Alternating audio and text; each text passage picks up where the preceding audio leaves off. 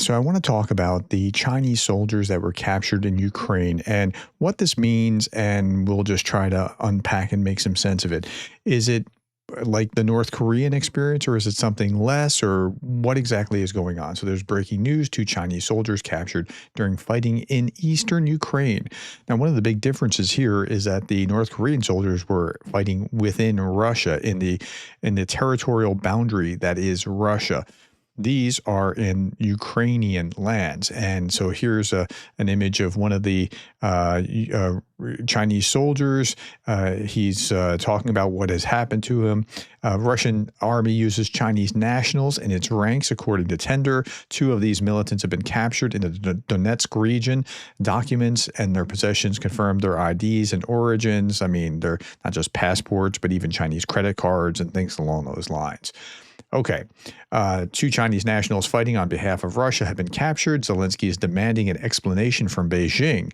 We have information that there are many more Chinese citizens in the occupiers' units than just 2. Okay, now let's try to be fair and try to understand things.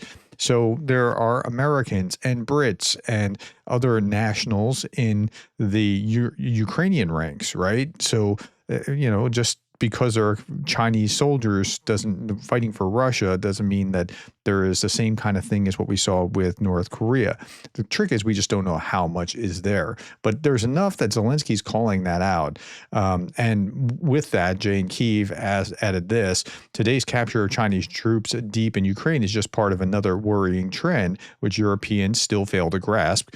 Here, more Chinese troops in eastern Ukraine a few weeks ago from Russian channels. So we have evidence that there's more than just these 2. There's at least a few dozen. Well, at least a half dozen, probably more than that. We don't know exactly how many, but it doesn't look like the same kind of relationship as what we saw with the North Koreans, at least yet. Here's Greg Terry. He translated the video of Zelenskyy speaking about that, and you want to hear what he has to say. Let's go straight to Zelenskyy. I think we need to talk with the Americans.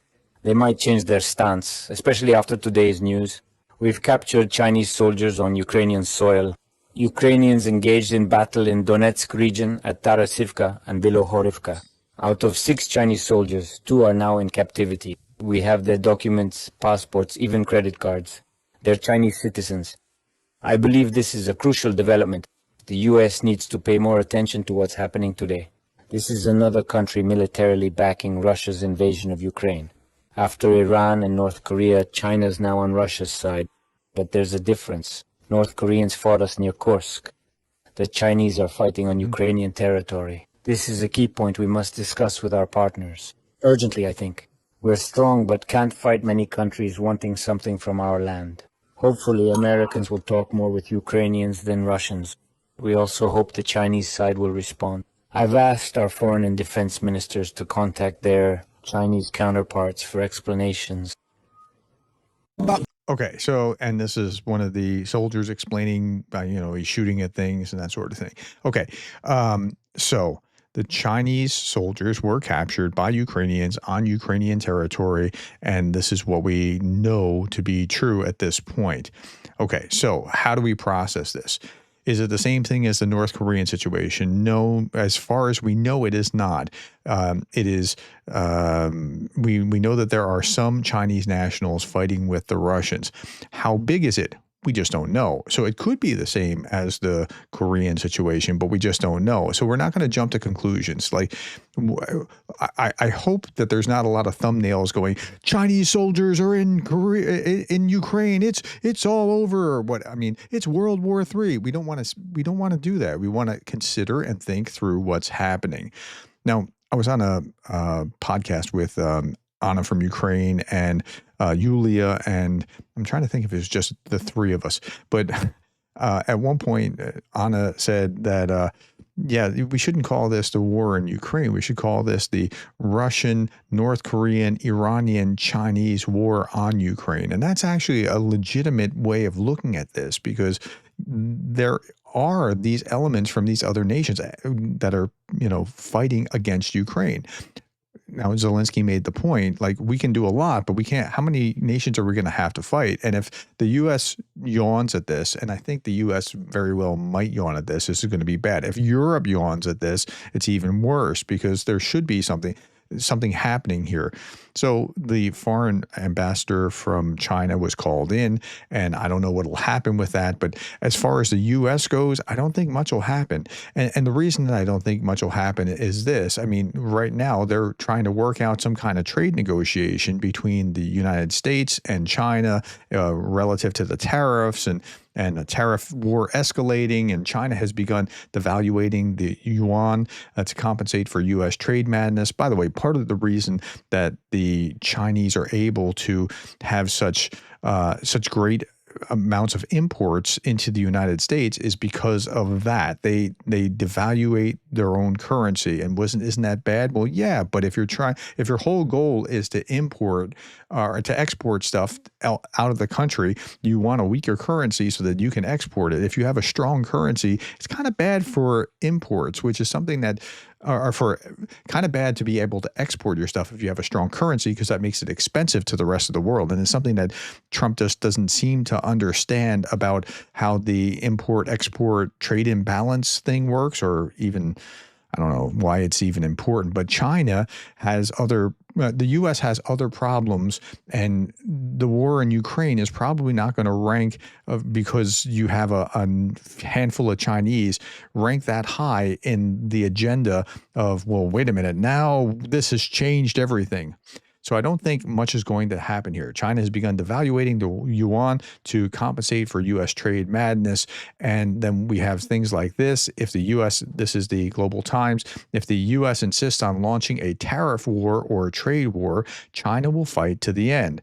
Now, they're really focused on that. They're not focused on, bullets and men on the ground and that sort of thing. But as far as trade is their lifeline, and exporting things is the way that they make money. And Chinese Foreign Ministry spokesperson Lian Jian on Tuesday responded to a question over U.S. President Donald Trump's threat to impose an additional 50% tariff on China if China doesn't drop its countermeasures against the U.S. reciprocal tariffs. And again, these tariffs are not reciprocal. I keep talking about this in different videos. It's not you put 10% on us, we're going to put 10% on you, or 20% on us, we're putting 20% on you. It's based on the imbalance of imports to exports. There's some formula there that is at play, and it's maddening to see this. But let's go back to what was going on here with these Chinese soldiers in Ukraine. My gut tells me that not a lot is going to change. Now, that is subject to how many Chinese are actually there. If it turns out that there are 10,000 Chinese fighting in Russia and Ukraine, that's going to change the game significantly, just like the idea of the Koreans there. Because now, again, Trump has this, I don't know. I don't want to call it an illusion, because there might be something to it, but I doubt it. This idea that he's going to split Russia from China, and I just don't know that he can do that. But so that's part of the reason, as far as those that are kindest to Trump about what's going on and why he's doing what he's doing. I just don't see anything happening with China unless there's some huge, massive influx of Chinese soldiers. And at this point, we don't know that there are or there's going to be some kind of massive influx of Chinese soldiers. If that is, it could be a game changer. But at this point, it's not. So don't worry. Don't be oh, what's happening? The world's falling apart. It's not. It's really not. Just take a deep breath, and we'll try to sort through things. Okay, that's all that we know about these Chinese soldiers. There's only a handful of them so far, but it is a big thing. And when Zelensky's calling it out, it's worth paying attention to that he is calling it out, and maybe there's a bigger thing that he knows that we don't know, but just don't be too terribly alarmed yet. All right, that's all that I have. I hope that helps provide all the context. Is it bad that Chinese soldiers are there? Yes. Is it like an organized battalions of Chinese soldiers? We don't know, and I don't think that that's what's happening, but I could be proven wrong about that. So let's just let's be upset when there's something to be significantly upset about, and we'll look at it more through that lens. All right, put in the comments below what you think about this or anything else that you know about this that you can share with us. Thank you for your time, the likes, the shares, and the subscribes, and thank you for being the kind of person that cares about Ukraine.